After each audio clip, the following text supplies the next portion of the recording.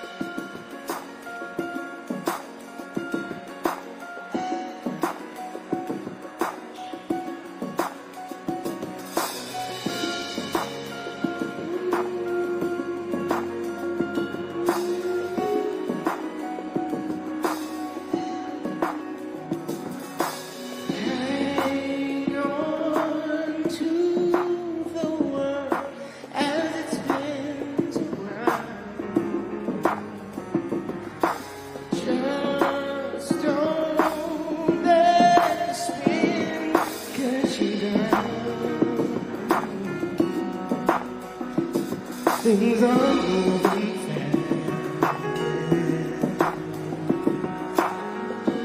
Hold on tight and you will last. Keep yourself respect. You're made right. Keep yourself in gear. Keep your stride. Never mind your fear. The brighter days will soon be here. Take it from me, someday we'll all be free.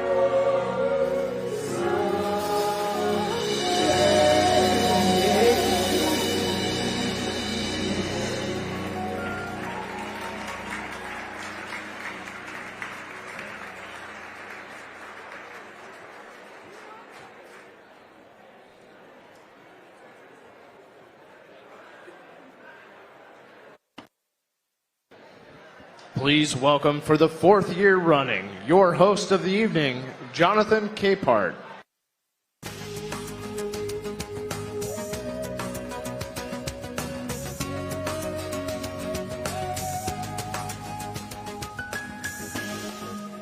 Good evening, everyone, and a special welcome to the folks joining us virtually tonight on live stream.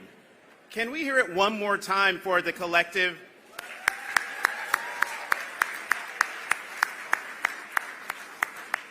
They were amazing. It is a pleasure to once again be joining you as your host for the March on Washington Film Festival Opening Night Gala. This is a milestone year for the festival as we celebrate our 10th anniversary. Yeah. For 10 years, we've gathered to allow the power of film, music, and the arts move us as we are informed and empowered by stories of the civil rights movement. For 10 years, the festival has existed at the intersection of art, education, and inspiration. And during our time in this space, we have learned lessons and discovered certain facts that push our work forward with urgency. First, representation matters. Representation widens the lens, builds audiences, and nurtures cultural understanding. It feeds aspiration and fuels dreams. It expands the limitations society has placed on who and what deserves attention. Second, equity matters. Centering storytellers who are women, people of color, and providing an international and public platform for them to tell their truth through film, visual art, poetry, and scholarship is the cornerstone of inclusion and equity. And third, exposure matters. By uncovering and magnifying the unknown and untold stories of the civil rights movement, we not only give these figures their due, we change audience perspective, flip ingrained assumptions, and even correct legal, financial, and political wrongs. With truth itself suddenly up for debate, which is astounding to me, and political violence becoming alarmingly frequent and also normalized, it is more critical than ever that organizations like the March on Washington Film Festival are supported, amplified, and celebrated.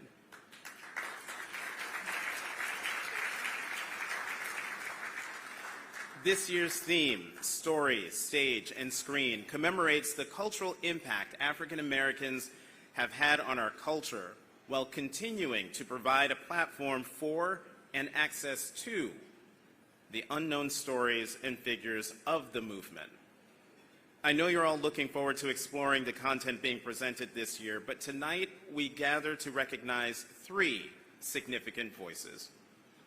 A pioneering Broadway press agent turned producer whose 50-plus year career has brought her an impressive list of credits and 2 Tony Awards, Irene Gandy.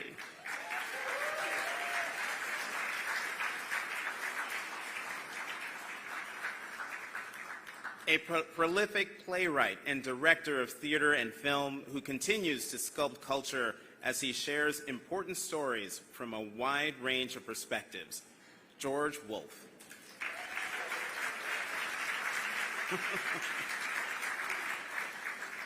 And a daughter of the segregated Southwest who rose up to become a leading progressive voice in the United States House of Representatives, the great Congresswoman Barbara Lee.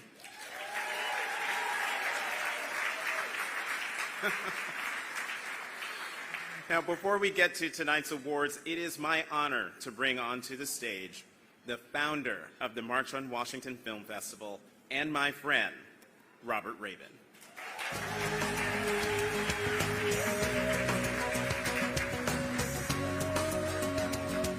He said, and my friend. Yay! Everything Jonathan said about the festival is true for his show. You bring equity and representation and intelligence and heart, and we're blessed to have you Sunday morning, and we hope to see more of you. So thank you for being here tonight. And acknowledgement and a prayer for people of Cuba and my people in Florida that are having a very, very tough day. I hope that you'll think about how we can all help them get through it. We in this room and watching online support the March on Washington Festival because we know our history in the United States is taught inaccurately. We know that it is knowingly mistaught.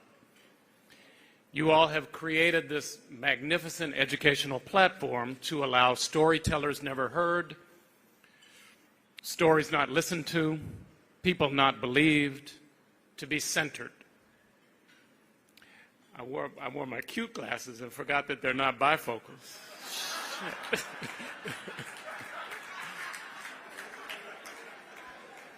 Shit.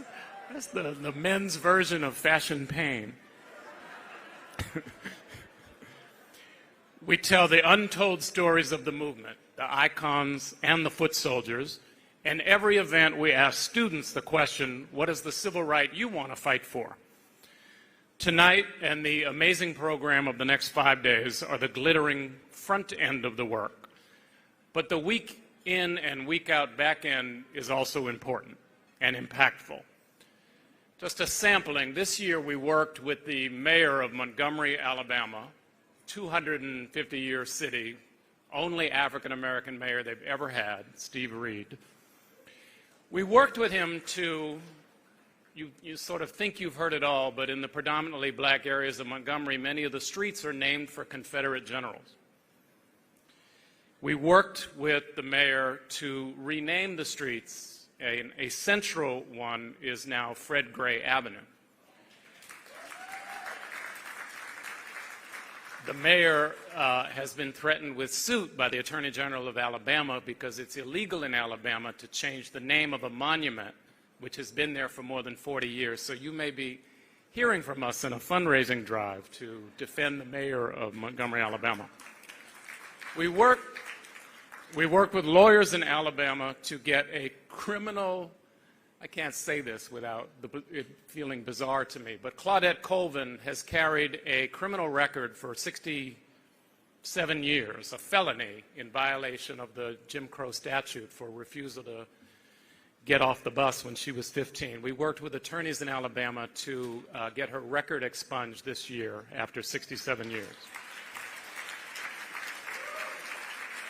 And then one of our amazing board members, I won't call him out, volunteered to work with Mrs. Colvin to get her a better contract on the movie that's being done about her life, and that's an enormous blessing to her. This year, Meta, under the leadership of Christina Jackson, Nicole Triplett, and they're gonna step on their shout, watch. Amrita Bamra gave us the support and guidance, a lot of support, to launch our VR Equity Lab and Fellowship, where our first class of filmmakers made their civil rights films with VR technology. And you'll be seeing some of that in the festival. Our board member, Craig Emanuel, and our executive director, David Andrusia, designed the Minding Your Movie Business workshops to give filmmakers direct access to the industry's top producers, directors, screenwriters, and agents. We've had more student engagement this cycle than ever. This year, throughout the next 5 days, we'll have students from Duke Ellington, Dunbar, Friendship, Latin PCS, Thurgood Marshall, and Prince George's public schools attending, and we're very excited about that. And tonight we have a very exciting announcement, exciting to me. We've been working on it for a while. The former superintendent of Seattle schools, Joseph Olszewski, who's a fan of the festival, approached us with an idea. What if we created a high school course to teach civil rights or social justice filmmaking? Well, that's a great idea. And because of our access and our experience and our brand, tonight that idea is going to come to fruition. We've entered into a memorandum of understanding with UCLA School of Education, USC Filmmaking School, and the Los Angeles Unified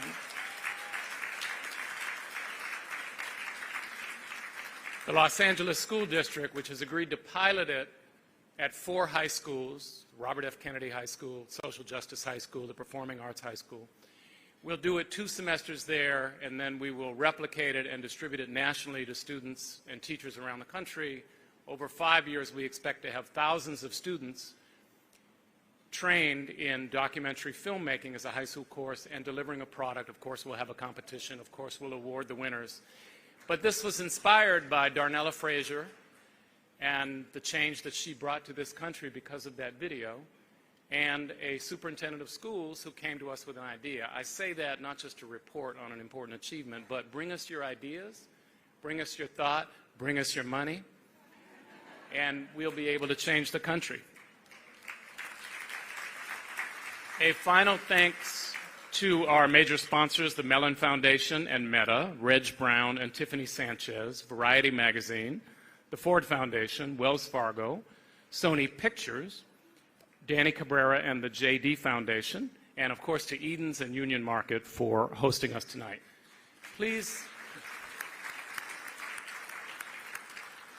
welcome tonight Roy L. Austin, Jr., Meta's VP and Deputy General Counsel in Civil Rights. Let me repeat that. This is a major American or major international company based in America that has a civil rights division. Very impressive. Roy?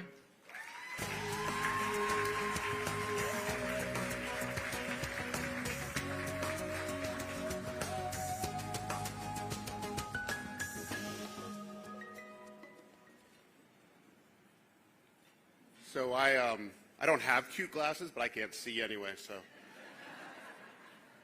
so an enormous thank you to Robert Rabin. I remember, Robert, where this event was held in a church, and now you've brought church to this event, and it's really quite amazing here. On behalf of Meta, and I'm going to ask the Meta tables to please stand up real quick, because there are a bunch of them here.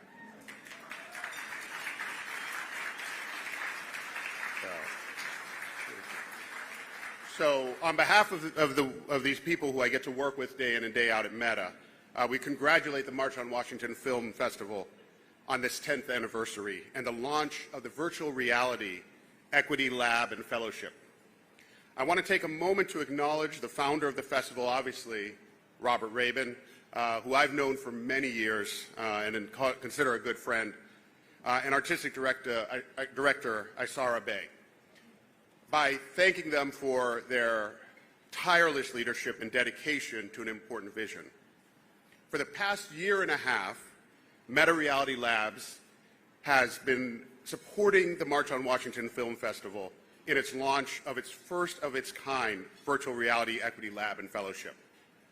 This landmark program convenes artists, advocates, activists, and technologists to create immersive content that both advances civil rights goals and highlights the history of the civil rights movement from the U.S. and around the world. The lab gives creatives an opportunity to create virtual reality projects that amplify stories, highlight inequities, and uplift lived experiences that the world absolutely needs to hear. The Virtual Reality Equity Lab and Fellowship will serve as an incubator for virtual reality and alternative reality social impact projects.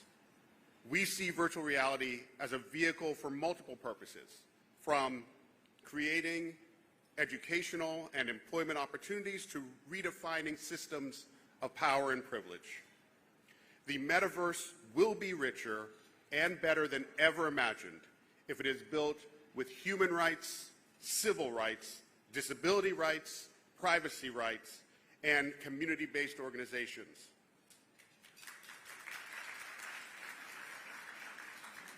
Now, we're glad to be a part of and vehicles for social change, and are humbled to play a role in supporting the generational effort that brings together policymakers, policy stakeholders, and artists for advancing art and advocacy. We are so proud to partner with the March on Washington Film Festival and greatly admire the work it has done over the last decade. These efforts are consistent with our efforts to create equity across our product and policy work. In an effort to build out safe, inclusive, representative, immersive experiences across Meta, we're aligning our policy priorities for our current and future products as we help build the metaverse with our policy work across our pillars: safety, privacy, equity, and economic opportunity. For example, this year, close collaboration with policy stakeholders like the March on Washington Film Festival, we're aligning our policies and product features on avatars with stakeholder expectations for representation and inclusion. This is an iterative process. Through partnerships like this one and various others, we are working on sustained long-term efforts toward ensuring people are able to represent themselves as they choose in virtual reality, exploring various tools that will optimize expression, representation, and the overall immersive experience for a diverse global community. Meta prioritizes this critical partnership as part of our larger effort to help build a metaverse that is inclusive and representative of global diverse communities, especially the historically marginalized. Our role in achieving this vision for the metaverse should be to ensure people understand where and how they can contribute to its development and to identify the policies and user controls that will strike the appropriate balance. We believe that an inclusive metaverse benefits everyone, and we look forward to continued partnership with many of the people in this room. Thank you so much for having us here, and enjoy the rest of your evening.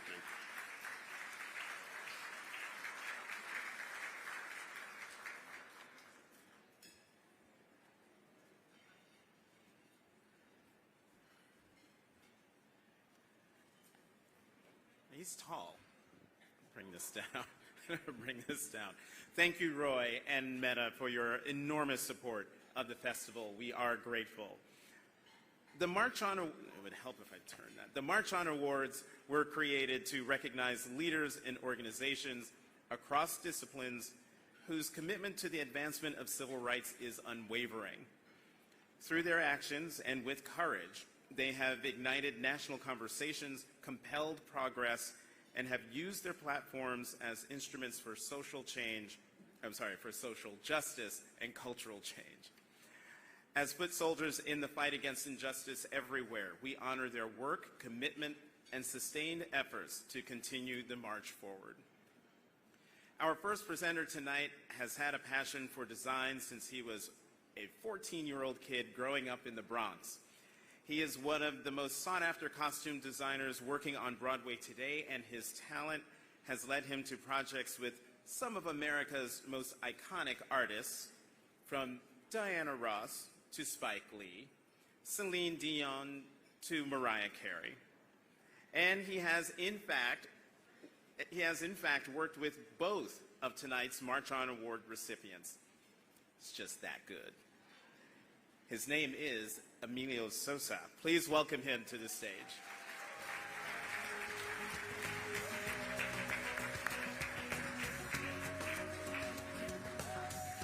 Thank you, everyone. My name is Emilio.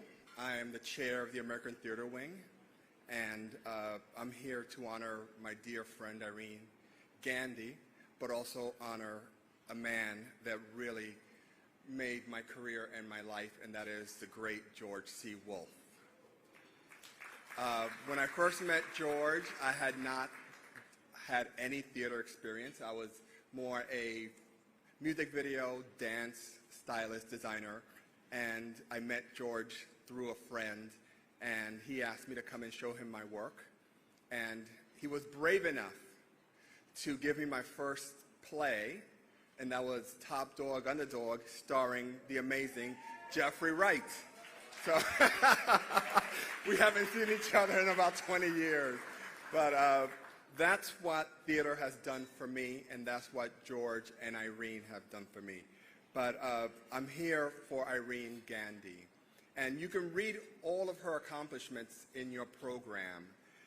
She's the first and only woman publicist registered on Broadway for the last 50 years for a woman and a woman of color. She's a two-time Tony Award winner, producer. She's a mother and a friend. But I want to really speak about her humanity. Irene is the mother, the big sister, and the best friend to everyone on Broadway. Black, white, straight, not straight, gender. She is the person that everyone knows. She knows everyone from the top name above the bill to the cop on the street. They know who Irene Gandy is. And when I met her, we were working on Porgy and Bess, the revival, and I knew very few people there, but I saw this amazing woman of color really commanding the room. And no one was speaking to me, because, believe it or not, people really don't care about costume designers. They'll tell you they do, but they really don't when you have a room full of, Jeffrey Wright, Audra McDonald, Norm Lewis's, which is fine. But I said, I have to meet this woman because she is really running the show. So I made sure before I left, I said to myself, meet that lady. So I went over and I introduced myself, and that was 12 years ago. And there's not a time when I cannot call her for advice, for encouragement, and just for love. So for me, it's an honor to stand here as the chair of the American Theater Wing, to know that people like Irene and George have broken the ceiling and created a space for people who look like me. Because in my industry, there's very, very few of us, but we're there. So I'm one of the fortunate ones. But I believe that my purpose is to open the door for those who come after me.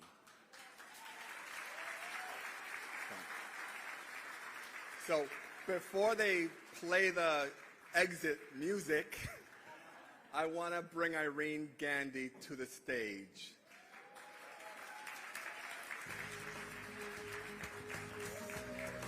Oh, she's like, where's my music? She's always working. She's always working. Mom, I love you. Let me get you all warm. Okay.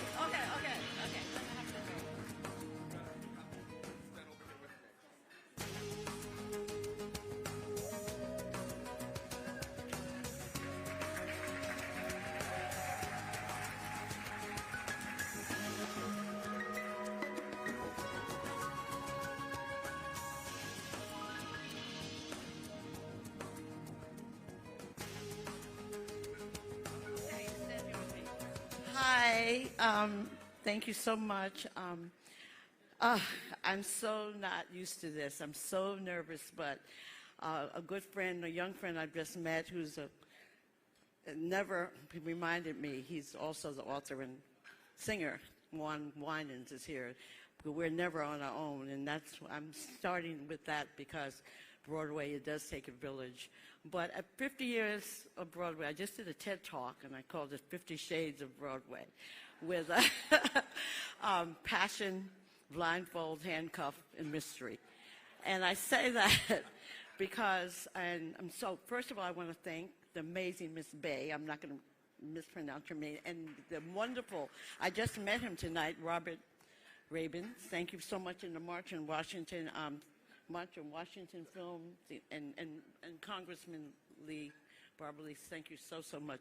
So I've been good company. But the passion for anything you do, and I love what I think Robert or some of the young men before said it, diversity means communication. And we all, it's like recipes. This is one business where we have a theater that too many cooks do not spoil the broth. We need everybody's recipe and to come out a better person, to come back to the table. But what I will say, I started in 1968 with the Negro Ensemble Company, Douglas Turner Ward, Robert Hooks, and Gerald Crone.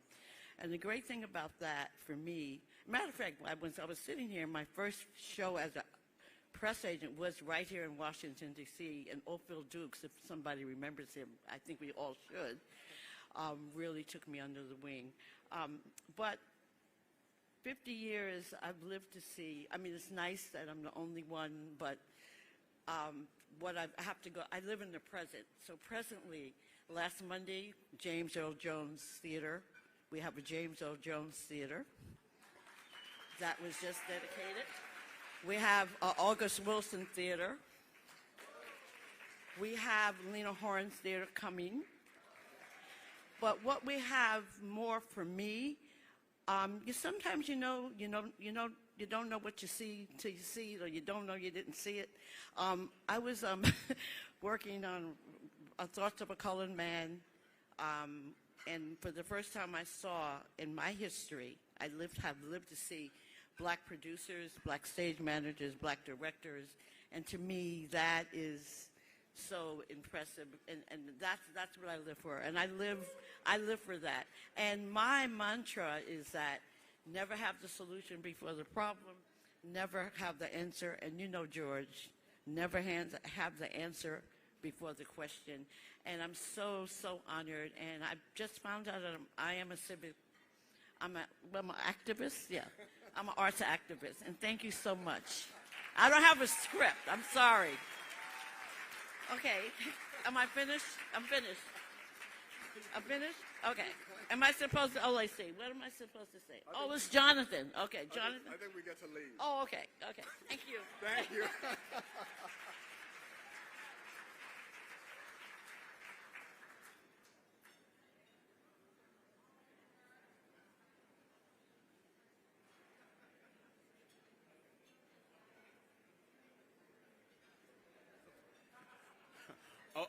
Okay, Miss Irene. She said, don't talk so long. She's got a date. So I'm just going to keep this moving. Congratulations again, Irene Gandy. Our next presenter is a proud native of Washington, D.C., and the district, in turn, is very proud of him. His prolific acting career has spanned theater, television, and film, and he has appeared in epic blockbusters such as the Batman, Hunger Games, and my favorite, James Bond franchises. His moving work has won him Tony, Emmy, and Golden Globe Awards, among countless other awards and nominations. He is a frequent collaborator with the man whom he is here to honor tonight, starting with Broadway's Angels in America and continuing with the upcoming civil rights biopic, Rustin. It is my pleasure to introduce the man who will play me in the movie, Jeffrey Wright.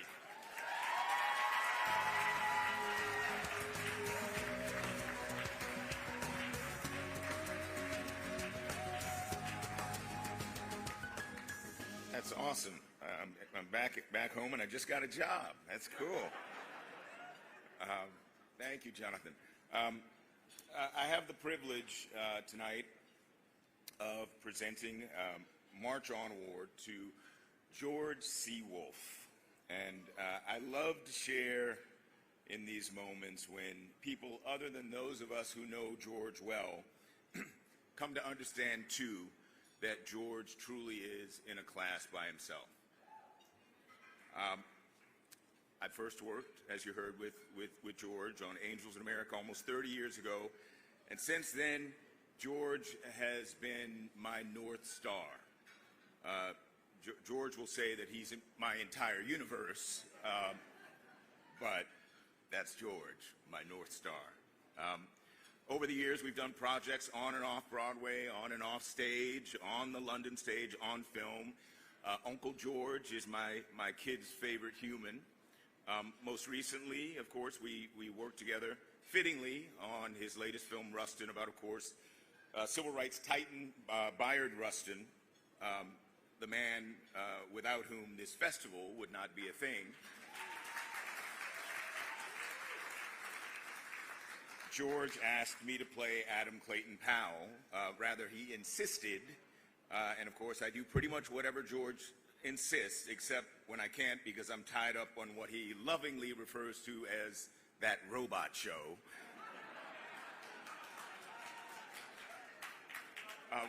But I'm drawn particularly to work with George on pieces that touch on issues which are at the heart of this film festival. And in a way, practically all of our projects together have, for a simple reason. There's no other observer in our field with a keener and more careful eye, not for the surface things, but for the underlying truths and treasures rooted inside this history. George goes not for the meat of these stories, but for the marrow in the bone, where the blood was born, and the sweat as well, and where the soulfulness, irony, mystery, and victories are found. And he does this with abounding passion, energy, and love for the men and women who forged this history and for their lives. George has made it his mission to honor their journeys as completely as their journeys have shaped our own. One of his most trusted expressions is respect the source. The person most responsible, if I may be so bold in saying, for the artist and the man that is George is his late mother, an educator, who taught him many things, but perhaps I think the thing that distills her influence on him and which is recognized by this award and is his understanding of the necessity and power of dignity sharpened by fierceness. This he celebrates throughout his work. For that and for all that is George Costello Wolfe, we celebrate him tonight. George C. Wolfe.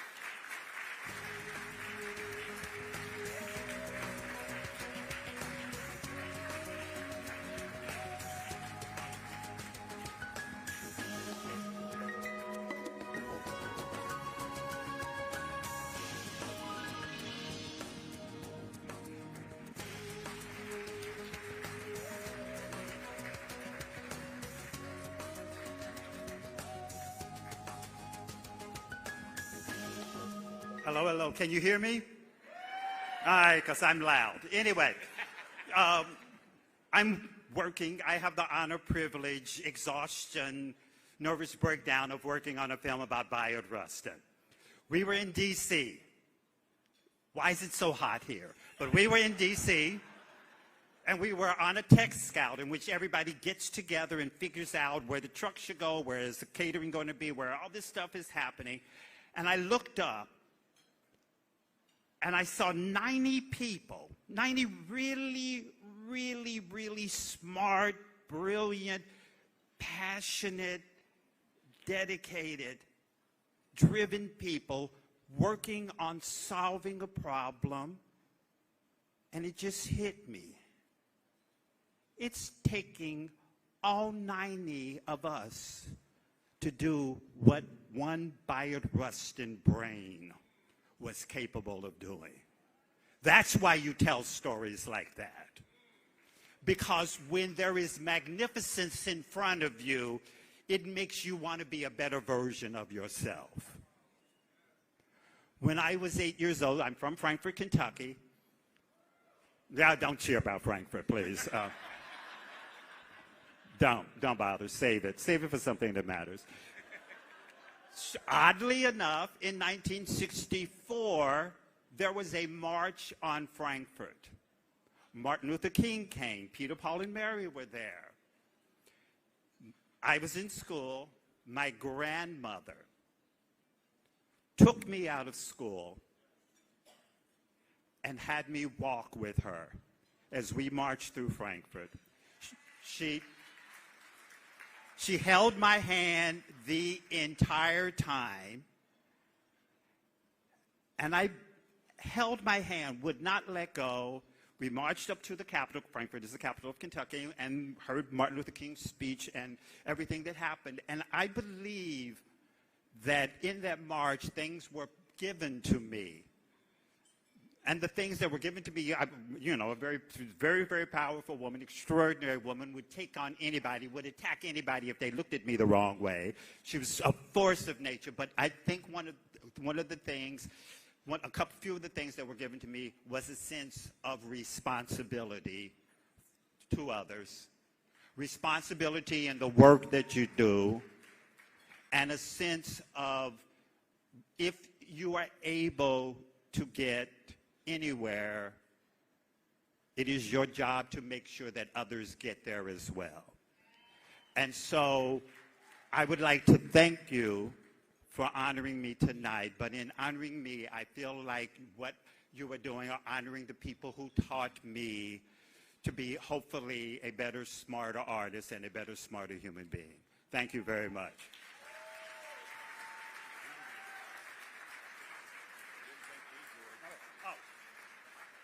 And thank you, Jeffrey Wright, my friend from the Robot Show.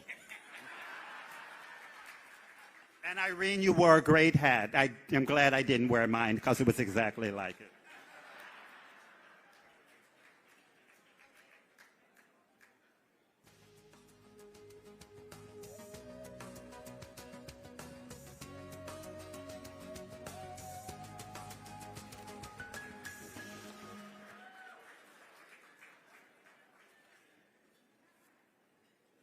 Thank you, and congratulations again, George.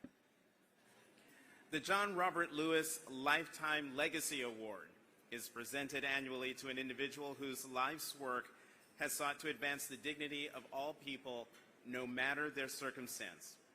Through grit, determination, and often personal and physical sacrifice, they, like the award's namesake, have fought tirelessly on behalf of our better angels. Our final presenter this evening has proudly served South Carolina's 6th District in the House of Representatives since 1993. Oh, y'all know him? From his early years as president of his local NAACP youth chapter to his current position as House Majority Whip in the United States House of Representatives, he has spent his lifetime fighting for a more equitable America and, along the way, has inspired us to activate our own voices. Here to present the John Robert Lewis Lifetime Legacy Award, please welcome last year's recipient, the House Majority Whip, Congressman Jim Clyburn.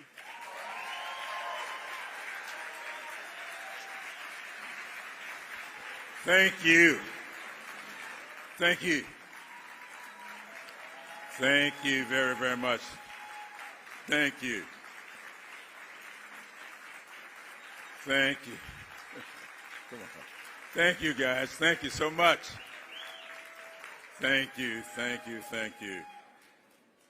Thank you. It's really, Robert, thank you so much for having me here this evening to meet or see Jonathan Capehart in person. I haven't seen him in person since last year. So thank you so much. Thank you to the entire March on Washington group for continuing this legacy, the 10th anniversary. You know, people remember number 1, then after that they remember the round numbers, 10, 20, 30. All of those people in between, nobody remembers.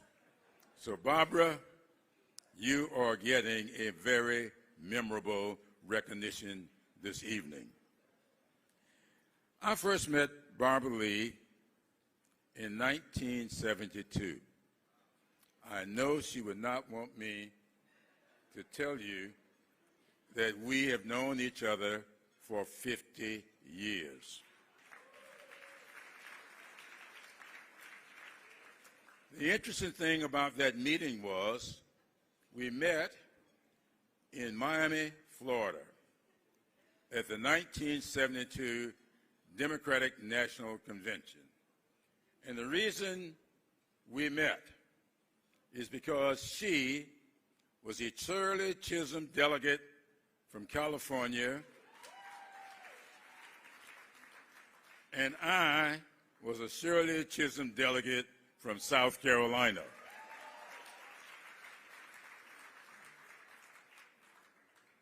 That started a relationship.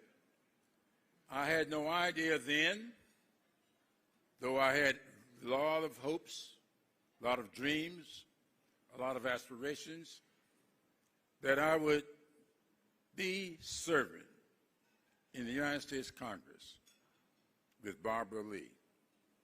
Now, serving with Barbara is an interesting kind of experience. I often say that we are no more or less than what our experiences allow us to be. Now, Barbara Lee has made me aware of her experiences growing up in the Southwest.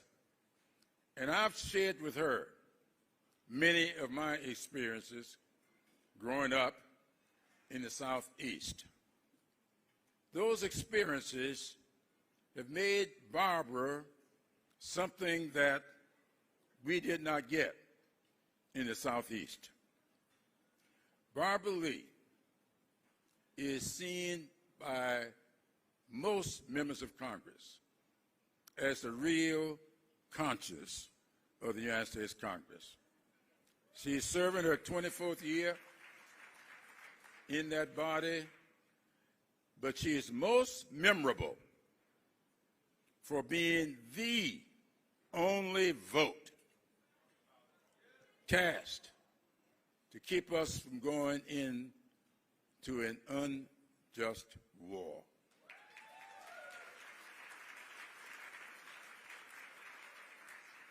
I often wonder if I should share that, since I was one of those who did not on the other side of that issue. But I watched Barbara from the day she cast that vote. And as many of you may know, she was subjected to some of the most vile, some of the most inhuman, some of the most vicious treatment that any one person could be subjected to. Barbara took it all in stride, and I never saw her show one sign of relenting to those beliefs that she held.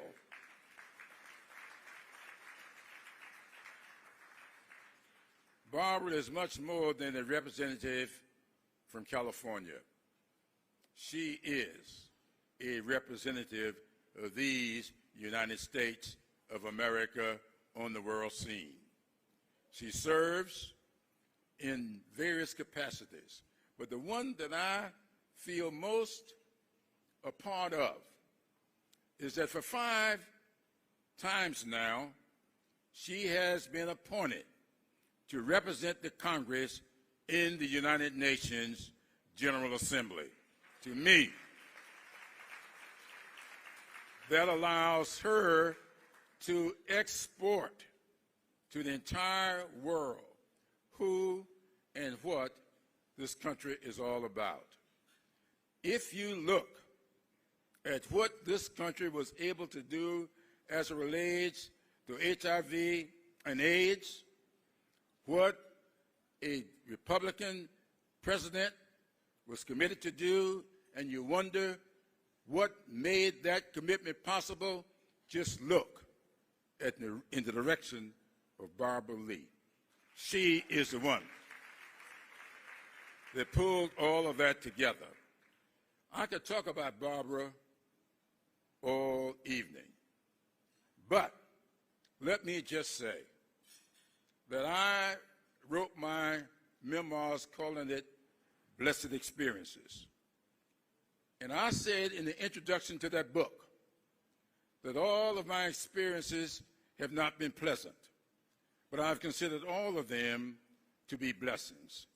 But among the experiences that I've had that have been pleasant and a blessing has been knowing Barbara Lee. Ladies and gentlemen, meet this year's awardee of the John Robert Lewis Award, Barbara Lee.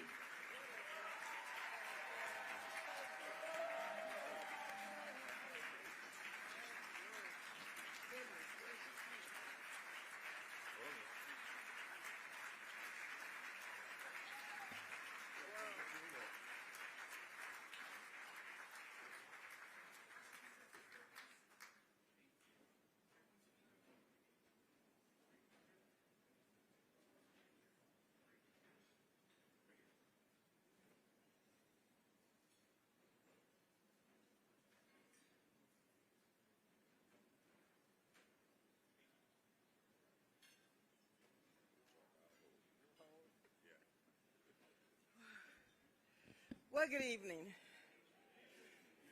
First of all, I am almost speechless, Mr. Whip.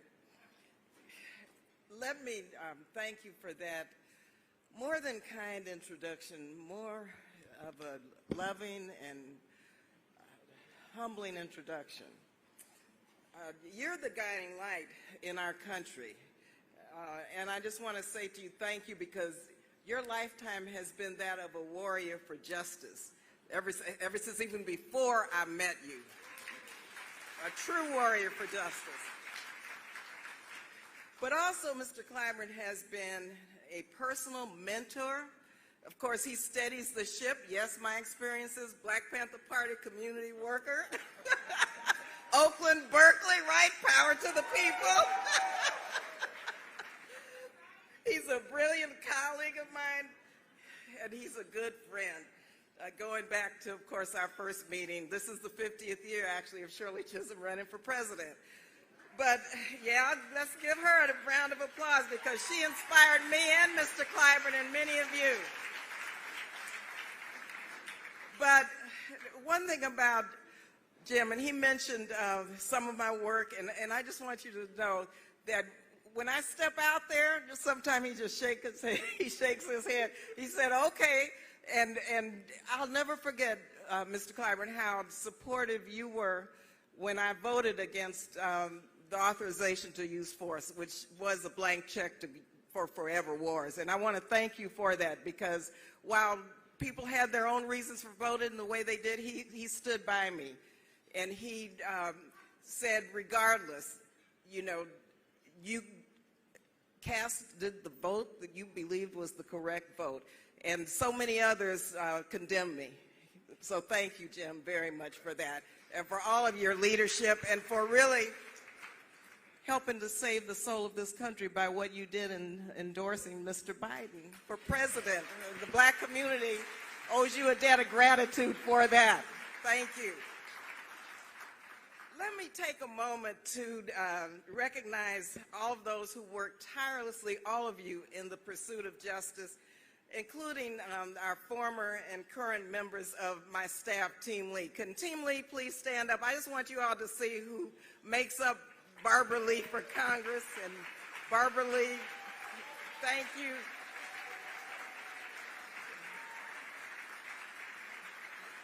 As Jim knows, we can't do anything. All the work we do is because of our staff, and I really appreciate and love all of you, and good to see everyone all together. Also, let me take a moment to thank all of the awardees, our incredible awardees, and our presenters. Congratulations to all of you. You really inspire me, because you know this work on Capitol Hill is tough stuff. And tonight, all of you give us hope and give us reason to keep going to fight that good fight back on Capitol Hill. And so thank you so much for the presenters and the awardees for inspiring us all. And to the March on Washington Film Festival, let me thank you for this incredible award. You continued to live up to the life and the legacies of so many in our community. So many, like John Lewis, have continued that march for justice. You're keeping his legacy alive. And I'm so deeply grateful for your efforts in doing this. And you know, just a couple things I'd like to say about the March on Washington Film Festival. I want to take a moment to thank you so much for sponsoring, and Jim participated with us. It was really a screening of a film that a great filmmaker, Abby Ginsburg, made about some parts of my life. It's called Barbara Lee, Speaking Truth to Power. The March on Washington Film Festival sponsored this screening, which was very successful last May.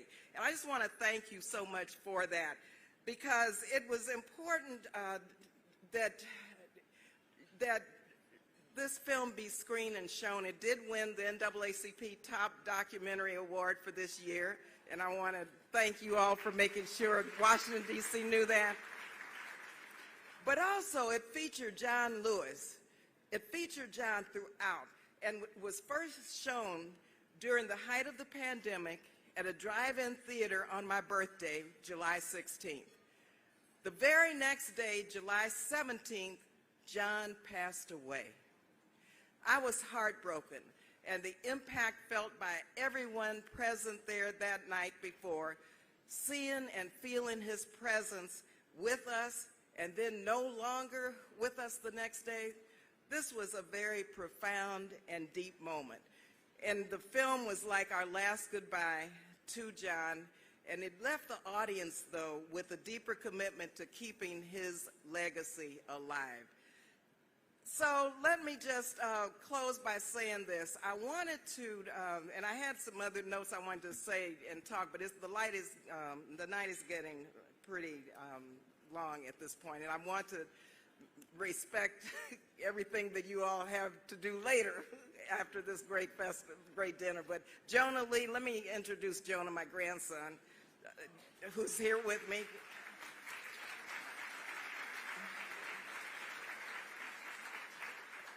And want to conclude by just giving you a quote that John once said. I think this is important to remember John tonight in this context. John said, "Ours is not the struggle of one day, 1 week, or 1 year." He said, "Ours is not the struggle of one judicial appointment, one presidential term." He said, "Ours is the struggle of a lifetime, or maybe even many lifetimes. And each one of us," he said, "each one of us in each generation must do our part." And that's what you're doing tonight. That's what you're doing each and every day in our country for justice and for peace. So let's continue to do our part in John's honor and in his memory. Thank you again very much, and God bless you.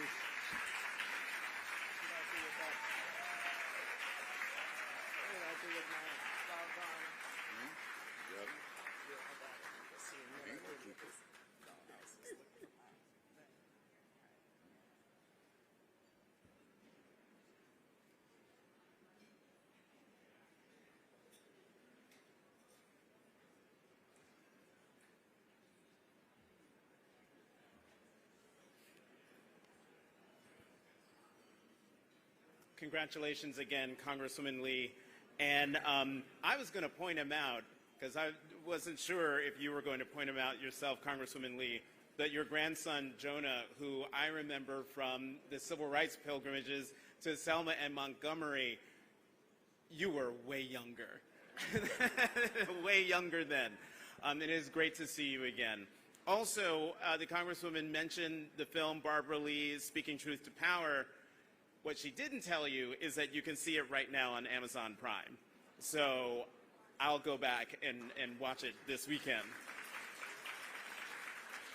So as the Congresswoman said, this night is getting long, so thank you to all our awardees, presenters, and of course to you for joining us tonight here and online watching virtually.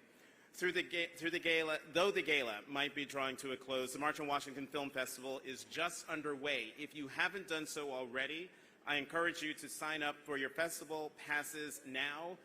And remember those QR codes on your tables if you want to make a tax-deductible donation. If you are in Washington, D.C., we have 3 in-person signature events that I want to call special attention to. Tomorrow night, right here at Dock 5, we will present The Mississippi Defenders, a screening and panel about the lawyer activists who bravely descended upon the state in the 1960s to represent black Mississippians in civil rights matters. The evening will include a special performance by Ms. Rutha Mae Harris, an original member of the Freedom Singers. Friday evening at Eaton Workshop, we'll host March on the World, Acting While Black, a screening and panel that looks through the lens of French cinema to explore the international fight for civil rights and how America's example has been replicated globally. The winners of the emerging and student filmmakers competitions will be announced at this event. And we will close the festival on Sunday evening at Arena Stage with the live performance of excerpts from American Prophet, the new musical about the life, work, and words of the great Frederick Douglass. The performance will be followed by a roundtable with 5 major regional theater executives. We also hope you will join us at Eaton Workshop on Saturday for a very special presentation by the Fellows cohort of our VR Equity Lab. This landmark program, so generously supported by Meta, is that everybody? Okay, good. So generously supported by Meta is in every way the first of its kind. 3 filmmakers will present proposals to an esteemed jury, and one of these projects will be funded. The winner will bring their short film project to completion using proprietary VR technology. Please reference your dinner programs for the full roster of events taking place throughout the run of the festival. For those of you participating in the gala virtually, all 3 of the signature events I just talked about will be live streamed, and the full library of content presented at this year's festival is available on demand. Please visit www.marchonwashingtonfilmfestival.org to register for your virtual pass or make a donation to the festival. And finally, I am pleased to welcome back to the stage the talented singers and musicians of The Collective.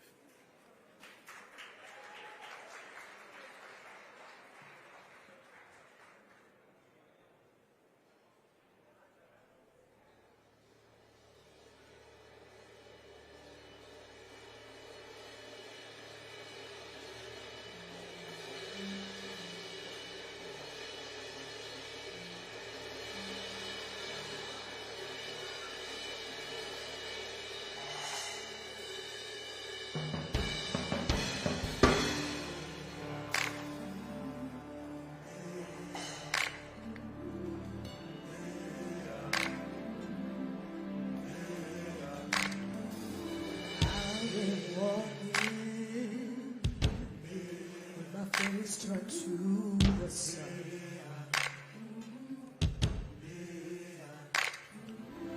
Weight on my shoulder, a bullet in my gun.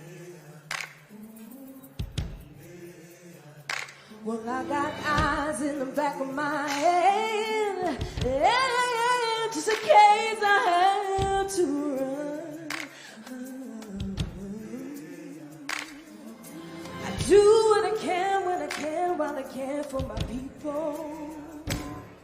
While the clouds roll back and the stars fill the night, that's when I'm gonna stand up, take my people with me. Together we are going to a brand new home, far across the river. Do you hear freedom calling, calling me to answer? Gonna keep on keeping on. I can feel it in my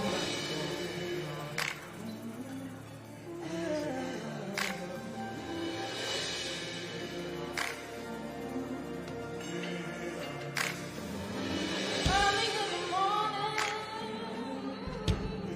before the sun begins to shine, we're gonna start moving towards the separating line. And I don't mind if I lose any blood on the way to salvation. I'm gonna fight with the strength that I got until I die. So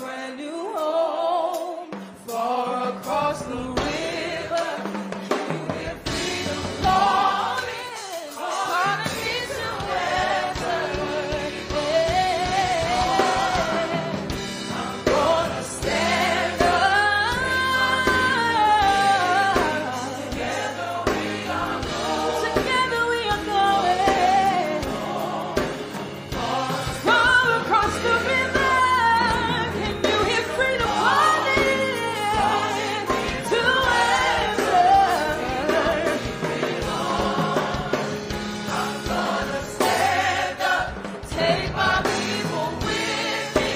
Together we are going to a brand new home. When you hear freedom calling me desert, I can feel it in my bones.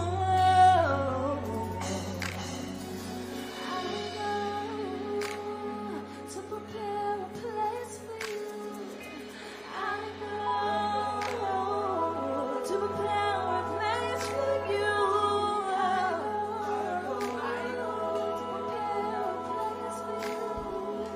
I know to prepare a place for you.